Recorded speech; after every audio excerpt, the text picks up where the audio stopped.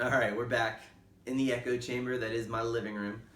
I kind of wanted to take this time to dispute a little beef that's going online between the gun community. There's a video floating around of Yankee Marshall kind of getting on IraqVeteran8888 about some comments they made on a round top. I want to go ahead and say that I love both channels. I think Yankee Marshall is hilarious, and I love his satire and the jokes that he makes about, Second Amendment stuff. And I think that Iraq Veterans incredibly informative. I think that they put a lot of videos out that are solid quality, and they do a lot for the Second Amendment as far as informing people about legislation and stuff. During my research, there was a good bit of information out there that kind of, sways both points of view, but I kind of understand it now, I think.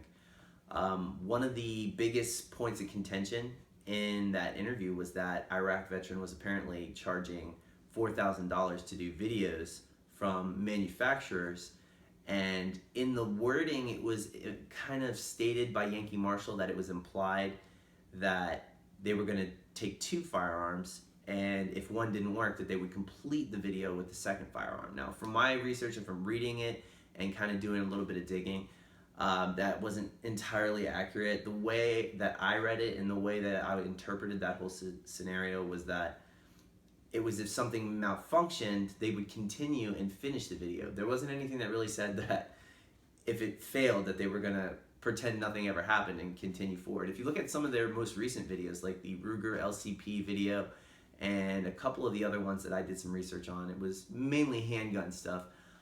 They had firearms that malfunctioned all the time, and they addressed that. They said, hey, look at this thing's not working, or bang, bang, bang on the table because something failure to eject, or whatever it may be, whatever the malfunction was. So I think that may have been a little misguided in directing that theory of thought. I think that Yankee Marshall may have seen that and immediately all he saw was red and just kind of went for it. He kind of got mad. That was my interpretation of it. Again, not an attack on either of them. I love both channels, but I think that he saw red due to all the stuff going on in the gun world right now and just kind of jumped on it. I don't think by any stretch of the imagination that the Iraq veteran is doing anything shady. He charges $4,000. It's a lot of money, but with AdSense being down and YouTube not paying people for their hard labor, I kind of understand. They want to have revenue to produce these videos. They have high quality cameras and all this other stuff that goes into it, cost of ammunition, acquiring firearms. So yeah, $4,000 is a lot of money to charge, but so are production costs. So I totally get that aspect of it. I can also see how he could interpret that to be a bad thing. I don't view it that way, just because they got to make money for what they're doing. Totally understand that. Go capitalism. But I think that was kind of misguided on that end of the spectrum. All right, now to my second point of view. I think that Iraq Veteran 8888, I think that he kind of shut down in that scenario. He posted a response video about Yankee Marshall's, kind of barraging him with insults, and I don't think he handled it very well. I think it was very much like a schoolyard type antics where there's one person who's really quick-witted and always popping out insults and comebacks, and I think that Iraq Veteran kind of did the equivalent of like just getting frustrated and not being able to respond.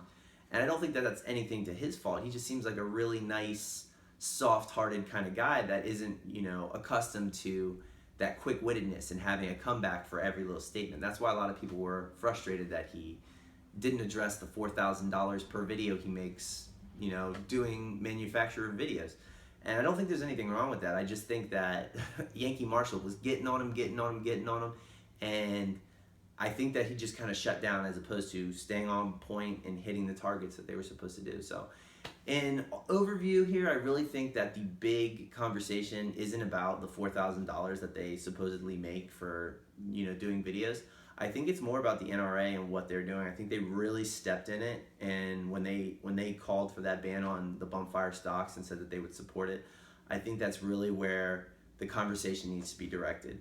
Everyone needs to make money. Iraq veterans no different. I understand that they're out there doing their thing.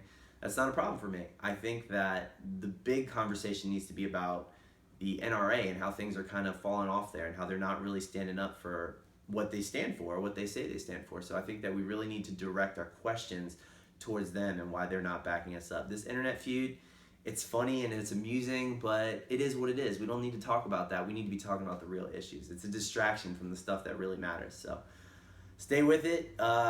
Contact your NRA representatives and let them know what the deal is. Tell them stand for the Second Amendment. No more playing games. We're tired of it. Peace.